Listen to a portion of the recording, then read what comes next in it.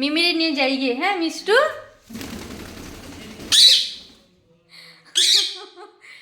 কালকে যে বড় একটা ঘটনা হয়েছে না, সেটা তোমাদেরকে বলে আমি শেষ করতে পারবো না। কালকে মিমি আমার থেকে একদম দূরে চলে গিয়েছিল, জানো তো। এই জন্য মিষ্টি এখন ভাবছে যদি মিমি আবার চলে যায়, এই জন্য এখন মিষ্টু উড়ে উড়ে চলে আসে।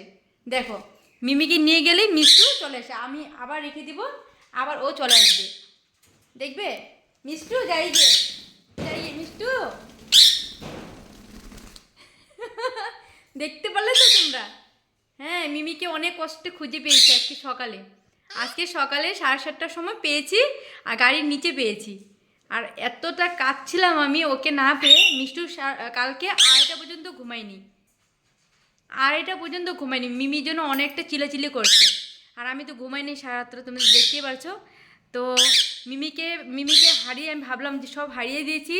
আর বিশেষ করে আমার থেকে মিষ্টু, কারণ মিষ্টু মিমিকে ছাড়া একদম বাঁচতে পারবে না। কারণ দেখো কত ভালোবাসা। এটা কিস করে দাও মিমিকে, দেখলে তো।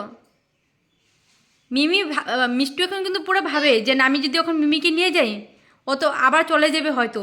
এত কষ্ট করে পেয়েছে। সকালবেলা পিঞ্জারাটা আমি কি করেছি, নিয়ে গিয়েছি।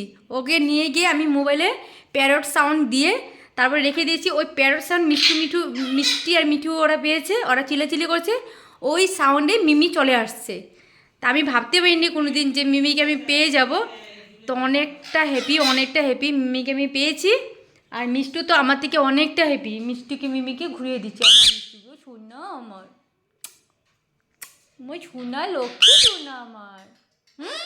আমার লক্ষ্মী শোনা না। সবাইকে একটু মাম্মা বলে দাও, মাম্মা বলে দাও, এখানে মাম্মা বলে দাও তো। সবাইকে বলে দাও, সবাইকে বলে দাও মাম্মা বলে দাও, মাম্মা বলে দাও। বলবো না তুমি? চলো আসো, চলো আমি কাজ করি গে। আর মিমিকে নিয়ে যাব না, আর যাবো না তো। দেখো গাইস, এ হলো মিমির জান পরাণ মিমি, মিষ্টুর জান পরাণ মিষ্টুর জান পরাণ মিমি। তোমরা দেখলে তো কেমন করে চলে আসলো।